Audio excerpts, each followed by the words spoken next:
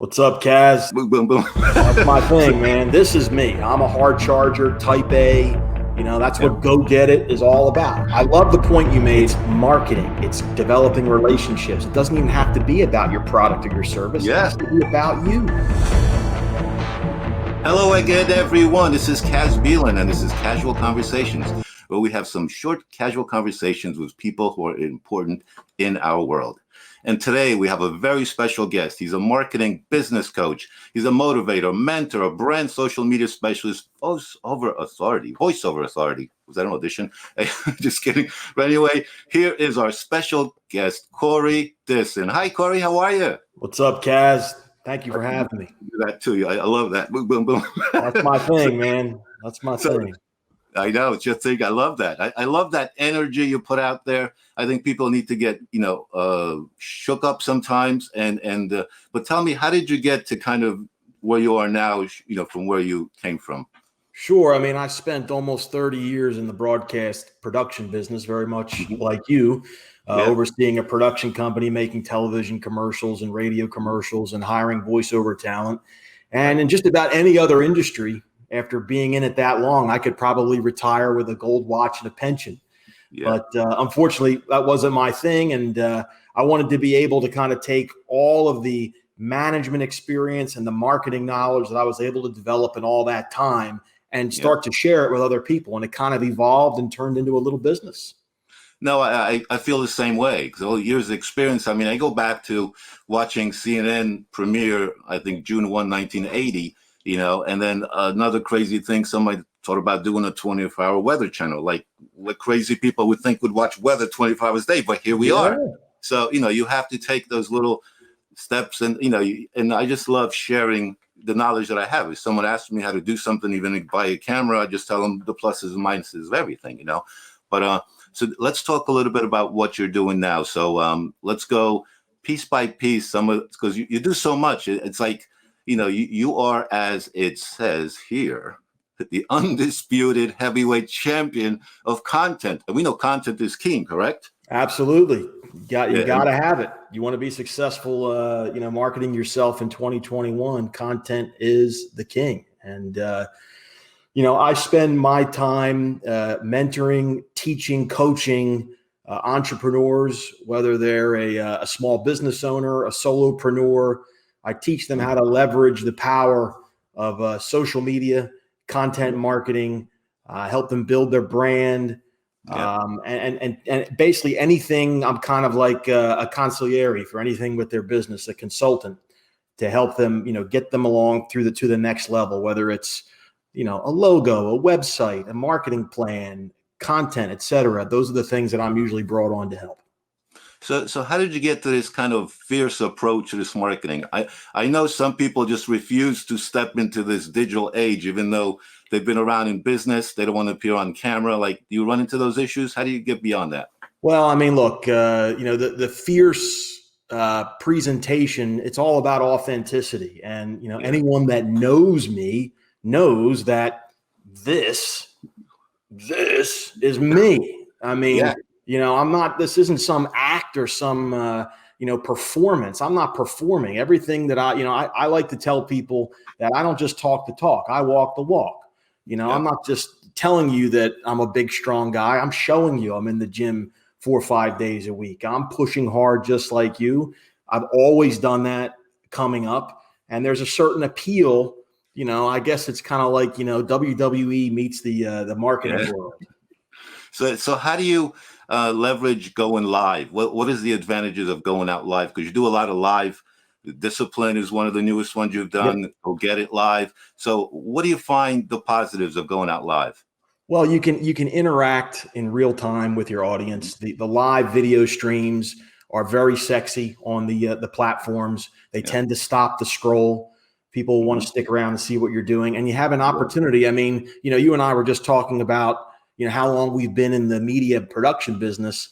If you would have said, if we would have had this conversation 20 years ago that, hey, I can watch my favorite television program and talk to the host while the show is on. Oh yeah. But how in the hell could they do that?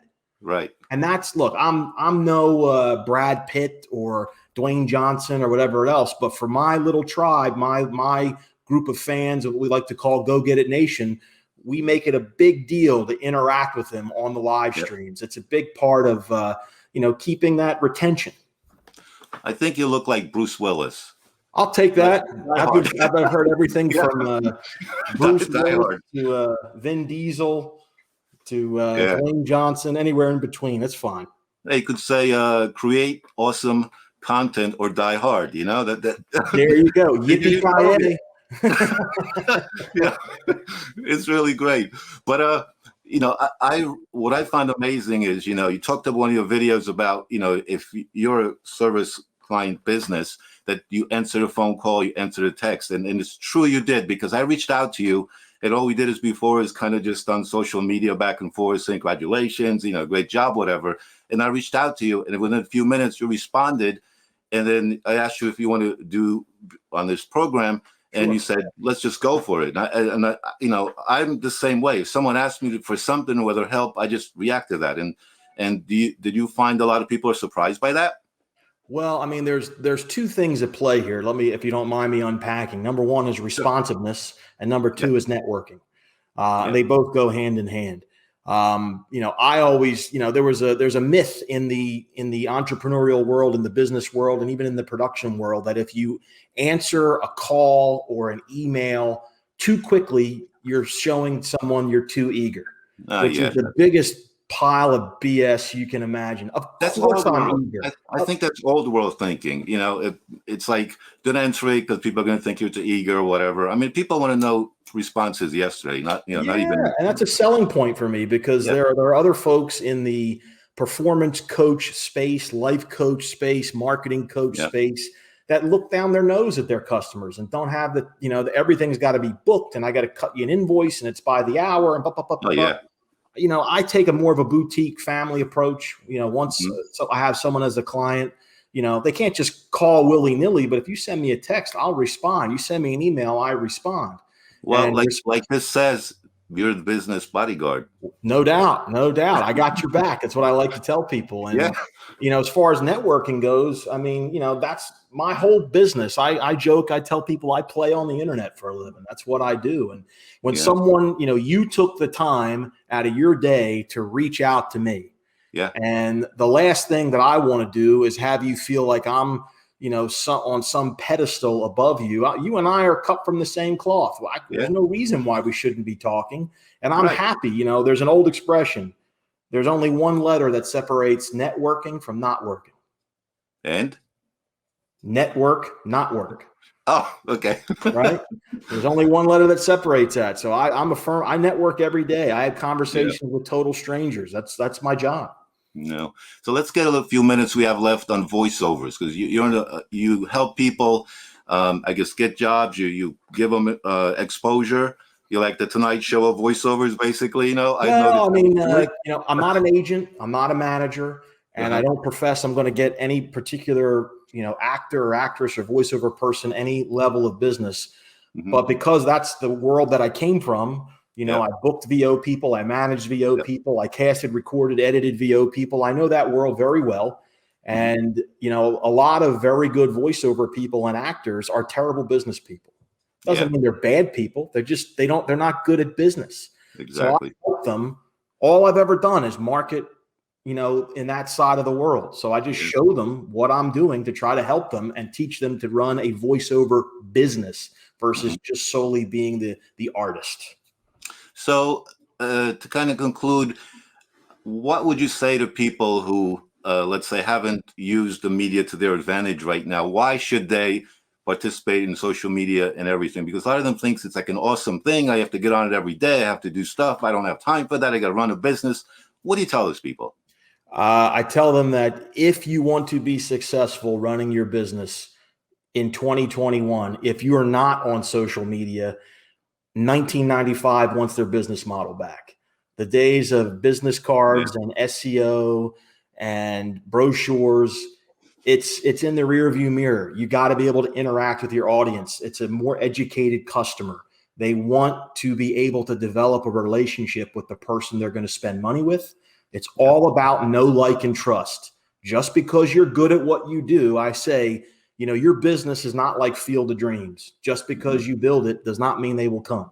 Right. You have to work hard and cultivate that relationship. And the best and the most cost-effective, because it's free, place to do it is on social media.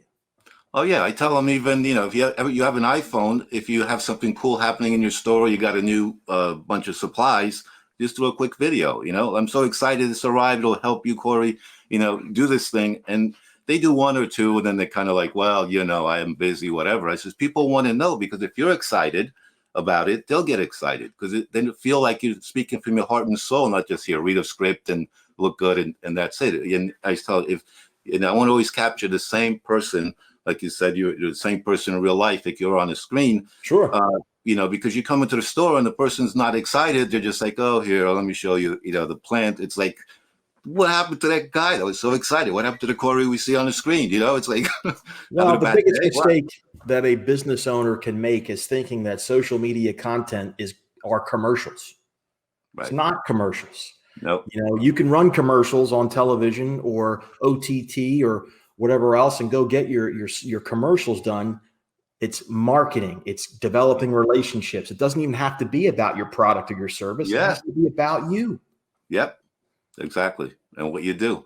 So, Corey, what do you think of this casual conversation? Was it casual enough for you? Oh, casual? I would say too short. We should be talking longer, man. It's just too much fun, man. We could keep going. I mean, I went past the time. We could keep going if you want. More I'm here for you, man. You need me. Let's talk. I always, like I said, I talk for a living. So this. I have to go back to work after this video. This is too much. Yeah, that's right. We got to go back to reality. Yes, that's true. So, tell me about. You do a lot of networking, and I notice you have a lot of people guests on your program as well. Mm-hmm. Do you enjoy that more, or do you enjoy just getting out the information on your own, kind of giving your heart and soul into it and spreading good information? I couldn't say there's one I prefer more than the other, but I put out all sorts of content, whether that's graphic posts, pre-produced videos. The live stream is fun because I can think on my feet. Yeah, I can be authentic. I try, I've done scripted shows and with lists of questions. That's not my style. I like to do more shoot from the hip. Yeah. And it's fun. And like we talked about earlier, I understand the long-term benefit of doing those live streaming type things consistently, because I do it twice a week and I've done it for many, many, many, many, many weeks in a row. And that's what it takes for you to build up that audience and build up that know, like, and trust we talked about. Yeah. So what else do you do besides fitness and talk to people on the camera and advice? So what else do you do in life? Well, I own a design firm where, it's called the Dissin Design Team. We do logos and websites, but, beyond the content creation and the marketing coaching and the stuff I like to do to keep myself in shape, I like to say I spend a lot of time being a husband and a father. Yeah. Because for me, that's the number one metric in my life is quality time left. I've already worked for somebody else. I made a ridiculous sum of money. I'm not rich, but I'm comfortable. Yeah. But for me, what it's all about is to be able to wake up every morning, have some coffee with my wife, sit down at the dinner table every afternoon, have dinner with my wife, and keep track of what my boys are doing. See, this is what I think you were referring to. You could do an interview and say, just tell me about your business, what you do, and get the heck out.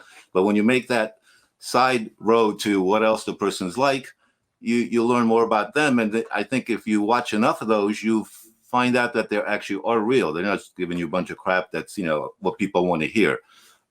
Exactly. That's the key. Authenticity. I tell people I'm a terrible poker player.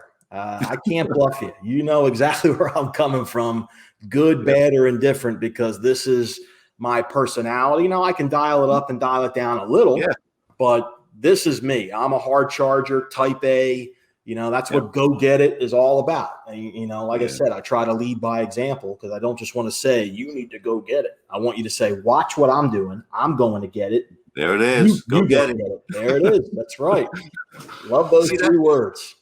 That's what's cool, because it comes to the area you talk about technology, is that you can have graphics and stuff like that ready these days and pop it at the right moment.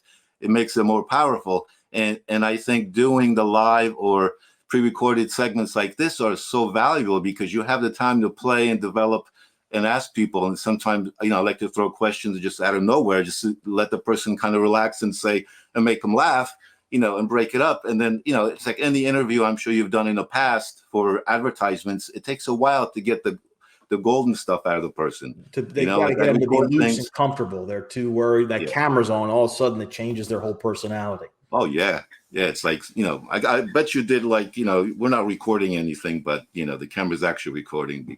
Yeah, we've tried that before. I mean, but, usually, when you're on set and you have the lights and the cameras, that creates a whole lot of anxiety for the person that's not used to it.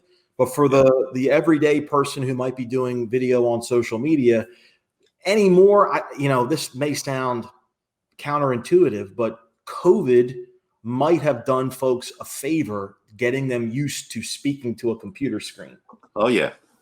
And, some folks are better at leveraging that than others and understand the long-term benefits of it. But I'd like to think there's a whole generation of business owners that are understanding that that's a normal thing now, to be able to do that and do it well. No, the only thing I find always is, like, when the one person's talking, it's like a two-shot, like here, the other person has to nod or agree. Some kind of just like start looking down here, and then they're like, "What? You have a question for me?" You're like, you got to pretend like you're happy and there the whole time, when the other person's talking, and nod your head.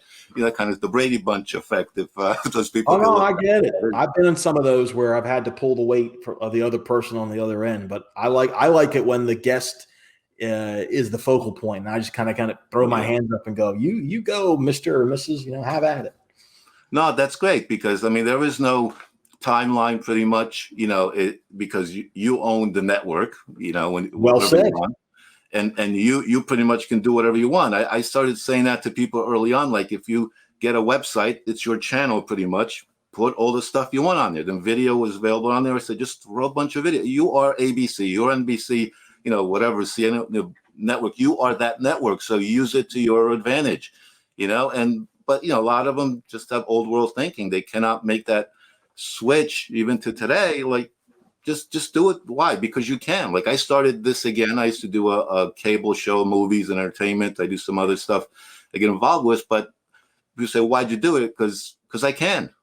Like, what's a better reason than because you can? Technology. Exactly. Otherwise, in old days, I have to go drive to you or send someone to record. You maybe doing the questions, maybe fake the questions here, combine it.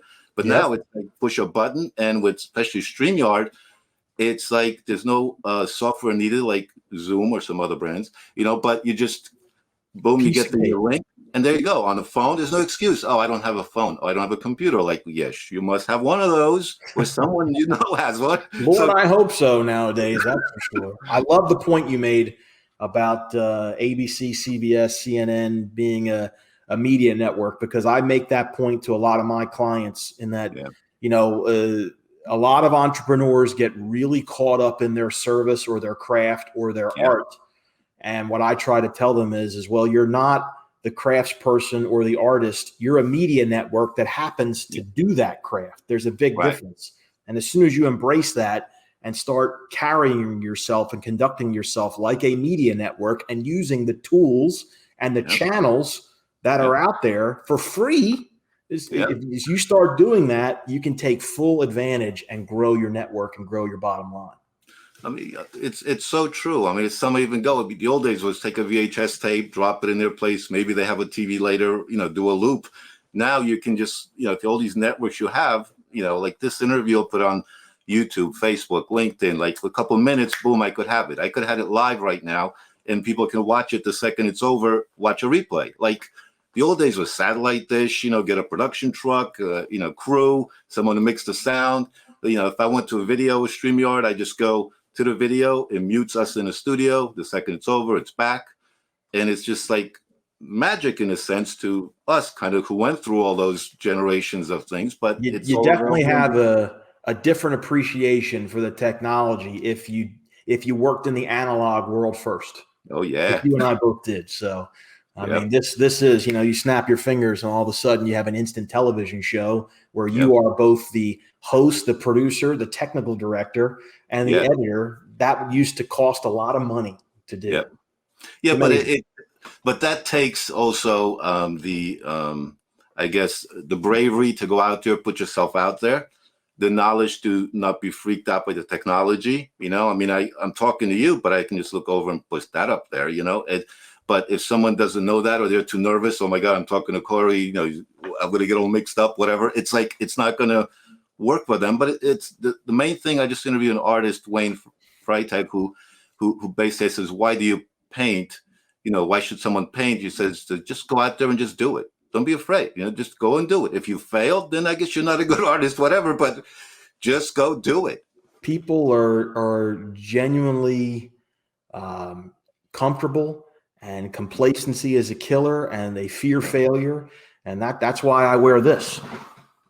Oh yeah, I love that. We punch failure in the face, man. You know, you're going to mess up. I can't tell you how many times I've screwed up in growing this business that, you know, we're talking about today, that has had a pretty good modicum of success, but there has been a lot of landmines I've stepped on in the meantime leading up to this event. And you just can't be afraid. You got to push through it.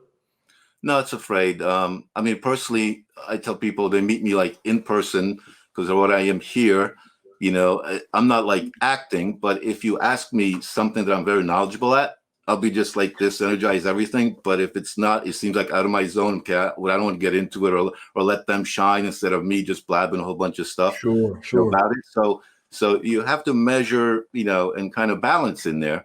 Because, you know, you've met people who just start talking forever about stuff and you're like, oh my God, like, yeah, let me get in there. People talk at you, not to you or with you. Yeah, that's right. At you, not to you. Well, Corey, anything else you want to talk about? You want to ask me anything? Because, you know, I'd love to keep talking to you. Maybe another time I'll have you back, and maybe we can set it up for another show. Maybe you can be a guest on your show. I don't know. We'll see if we can work that out for you, man. No, you've been very generous with your time, and I'm you know, privileged that, you know, we're able to share this conversation together, and may you get many views on it. And I'll certainly do my best to share it for you as well. Thank you. Well, thanks for the shout out. Like I said, he gave me a shout out, folks. And then what happened was I didn't see it. So again, Corey, being very responsive guy, sent him a note. He sent me not only the link, but the actual image of the shout out. So what better person, company than Corey? Well, I'm happy that you and I are in each other's orbit, and if there's anything I can do for you, just let me know.